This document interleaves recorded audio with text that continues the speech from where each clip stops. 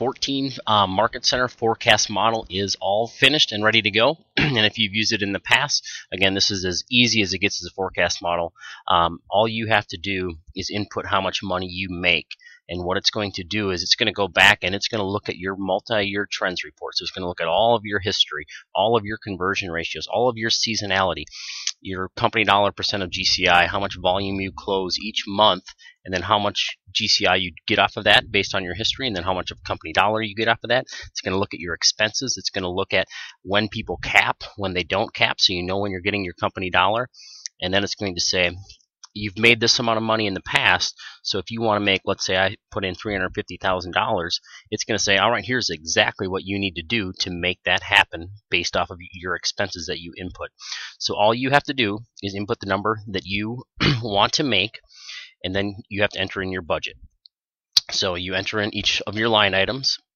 So just like any forecast, I'll zoom in a little bit there. Any forecast model, you do have to input your budget. So once you input your expenses, each line item, and then it's going to total it for your column right here. It's also going to show you what did you do in 2013. So that is currently this year. So it's going to show you what you did during this year. And then if we actually scroll over to the right, it's going to show you your 2014 average and then your 2013 average on every line item. It's also going to populate all the accounts and all the user-defined accounts that you use. It's going to populate all of those for you as well. So to do that, there's two reports that you need to input. And the first one is all the MCs you've seen, your financial statement. So all you have to do is run a current month financial statement.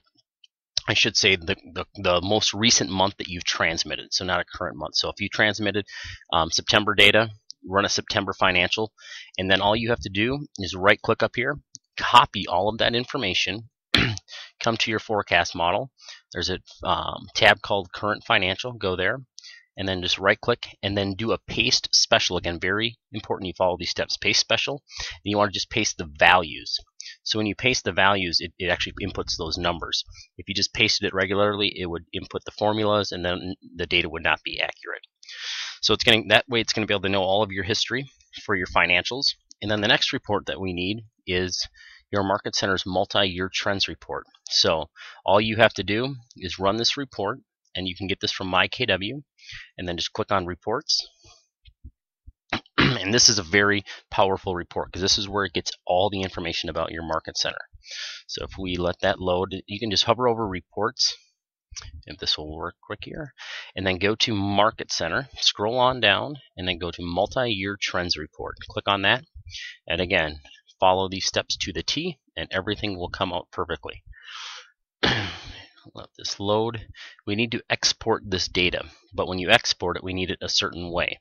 So I'm going to go to my office, go to Rochester, and then I'm going to hit the little export button here on the top left. Click on that.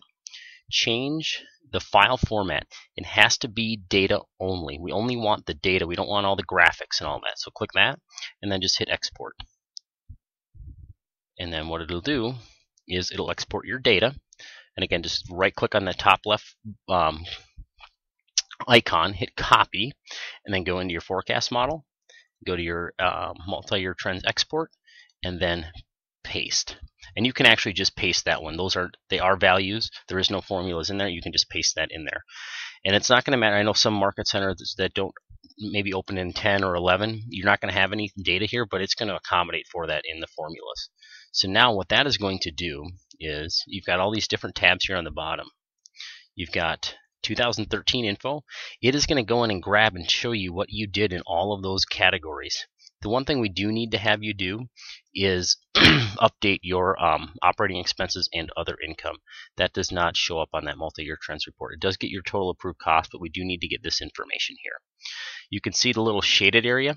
So when I ran this report, my stats were through August. It had not posted my September multi-year trends data yet. So the reason why I shade it is just letting you know it's actually going and it's grabbing even a prior year. So it's actually grabbing your 2012 data. Since we're doing our forecast model before the year's done, we still need to know some seasonality of your Market Center. So it's going to grab that data right there. So that'll show your 2013. You've got your financial statement. All you do is you fill out your budget, And the way there's three driving factors to this forecast model is your history. It's going to utilize all of that to generate your numbers, your budget, so what you enter in as your expenses, and then what you say you want to make, whatever you want to make, and then it's going to boost your production numbers to make you make that amount of money based on your expenses. So again, as simple as can be, and you can adjust that number on the fly anytime. This number right there. Sorry. And then what it's also going to do is generate some powerful reports for you. So it's going to show you what your year-end numbers look like for 2014. It's going to show you 2014 versus 13 in graph form, so you can see it visually, see if you're increasing your business or not. It's going to give you a full 2014 forecast. This is showing all of those categories. And then we're going to go to 2013 versus 14. So now it's going to show you in all the main categories what you did in 13 and what you're looking to do in 14 and what percent increase is that. So it's going to show you if you're up or down in all of those categories. Now, the program does go and grab your history and uses that to generate your uses that seasonality. So we like to keep it that way, but there have always been requests, well, I want to adjust my seasonality because we've made some changes, or we've implemented a new training, or whatever it may be, new coaching program that we're expecting to have more income during these shoulder months or whatever they may be. So what you're seeing here is in the blue is historically your percent of company dollar that you collect each month. So I can see what I get. You can adjust those. So if you do want to change the seasonality, you can see when I do this how all the numbers change. So if I'm going to get 5% there, I'm going to get 6, 7, 10. I can put in these numbers however I want. Now it's very important that totals 100%. So that 100% of your company dollar is distributed throughout the year. So you can change your seasonality right there, and you can see how that changes everything instead of leaving it directly to your history. So you do have that option. The recruiting, again, very simple. All we need here is put in your September totals. So this is your I'm sorry, your contributing agents. So put in how many contributing agent cappers you have, half cappers, quarter cappers, new as of September. And then in the green area, you're going to put how many you add, and then in the red, how many you lose. That's all you have to do.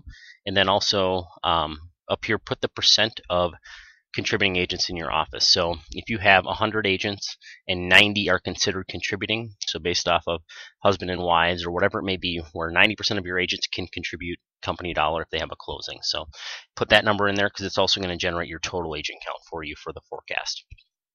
So input that information right in here, and you can skip one. You don't have to put zeros in there if you don't want to. It'll accommodate for that.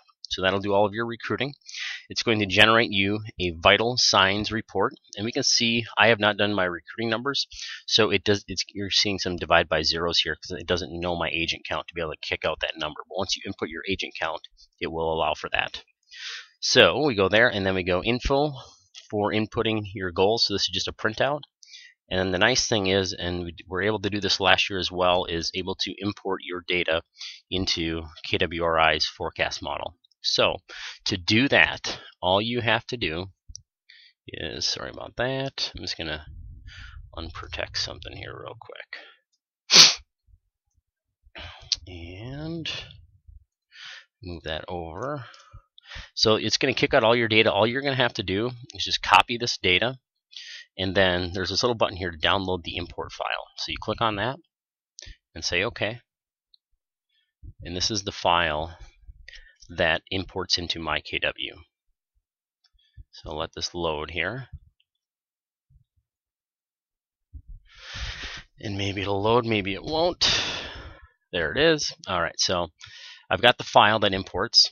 So I take this data, I copy it, and then I just come in here and I'm going to right click, paste special, paste values, and paste that in there. And then I'm going to save this file to wherever I want, so I can save it to my desktop. And this is going to be your file that you actually import into MYKW. So when you go to MYKW, I don't know if they've updated this yet, I'm going to find out right now. Resources, and then goal entry. And we've got There we go. So you'll be able to enter in your 2014 goals. So you're going to go through here. It's going to ask for your file. Just upload that file. It will upload all of your data for you. So that is all set. One thing to keep in mind if you get the file, you may want to wait a few days until all of your September data posts to MyKW before you export your multi-year trends report. That way you do get that September data, so it gets a little more accurate, so it doesn't have to go to a previous year to find out what your seasonality is. But that is the 2014 forecast model.